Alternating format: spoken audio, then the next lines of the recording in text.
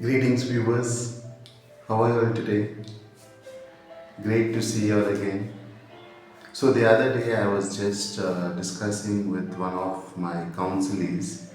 So, it happened to be a young person. So, she suddenly asked me, "EuGURU, what is the purpose of life? So, why are we here? Why are we present on this planet? What is the purpose? Is there a purpose, first of all?" So I was really marveled at this particular question. I could see that today's generation, the so called Gen Z, are very much kind of seekers.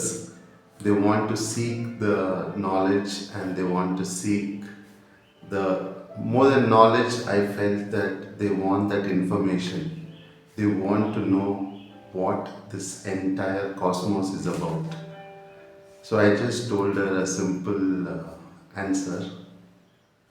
According to many people, there may be many reasons for the existence of life, for the purpose of life.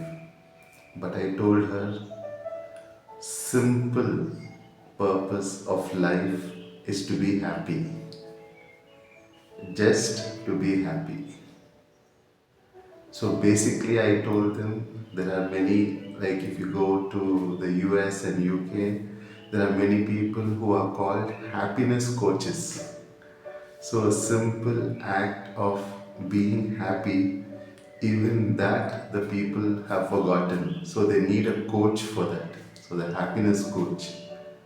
So I told her this is just a simple purpose of life. Be happy.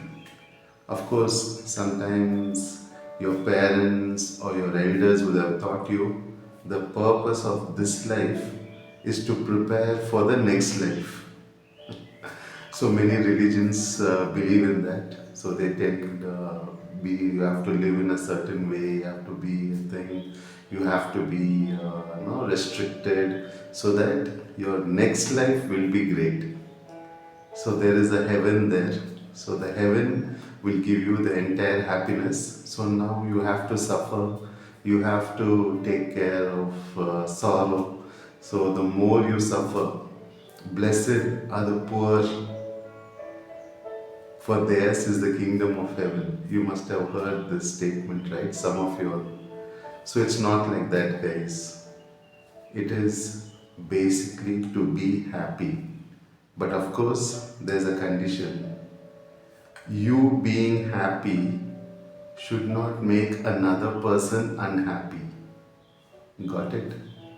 So, for example, if a person feels very happy, like for example, Adolf Hitler, he felt happy killing another entire race. No, that's not happiness. That's going to attract a lot of negative karma. And the so called happiness will actually be very sorrowful. So that's not happiness, my friends. Happiness is you be happy as long as your activities that make you happy are not making others around you unhappy. So, for example, a man may come and tell me, "You Guru, I like drinking, so drinking alcohol makes me happy." But does that happiness cause another flow of happiness to his wife, his children, or his parents? Definitely not, right? So, happiness is making others happy. Just try it out. If you're feeling sad or kind of depressed, just go to a place where you can meet people, like for example the hospitals or the old age homes or orphanages. You go there and just spread some cheer, just talk to those children, talk to those older people, just give them your smile and see how instantly happiness will come back to you. So happiness is an emotion. The next level. You can be happy, unhappy. So, happiness and unhappiness is just an emotion. But joy, Joy, joy is your ultimate objective. So the longer you remain happy, the easier it is for you to attain the joy, the joyfulness. Now, joyfulness is much more deeper than happiness. So, you have to aim for that joyfulness. The next level, where most of these, when you talk to these serious, no, the original monks or the sages or the rishis and such holy people, they will have a sense of calm, a sense of continued joyfulness. That, my friends, is called ecstasy. So, when you are ecstatic, the joyfulness has pervaded your entire being, and nothing in the world can make you unhappy. For example, let's see, some people tell me, if I only had a bike, I give you my own experience. I first thought, if I have a bike, I'll be very happy. Then I bought a big bike. Then I thought, I looked at the person on the car. Then I thought, maybe if I buy a car, I'll be much more happy. Okay, you buy the car. Then they see at the bigger car. If I buy that bigger car, I'll be much more happy. Then you buy the bigger car. Then you look for luxury vehicles. You look for a vanity van. Then you look for the jet. You look for a vanity jet. So your happiness, if it is not found inside, if you start seeking happiness on external things, it will never make you achieve the joyfulness.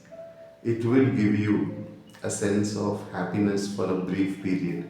For instance, you buy a new house, you will be happy maybe 1 year, 1.5 years. And then, if your happiness was just, your aim was just, I had to build a new house. Once you achieve that, there is nothing more to look forward to. And if there is nothing more to look forward to, that is where confusion sets in, unhappiness sets in, discontentment sets in. So these things will not allow you to be happy.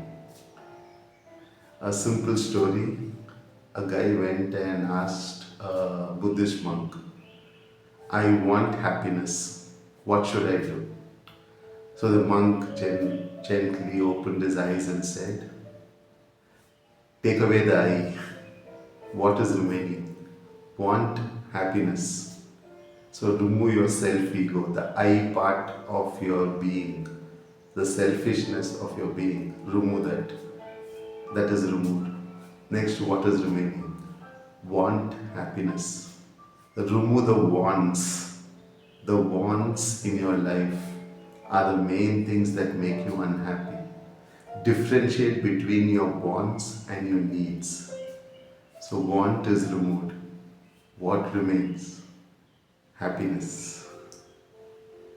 So be happy and be contented. Blessings of the universe.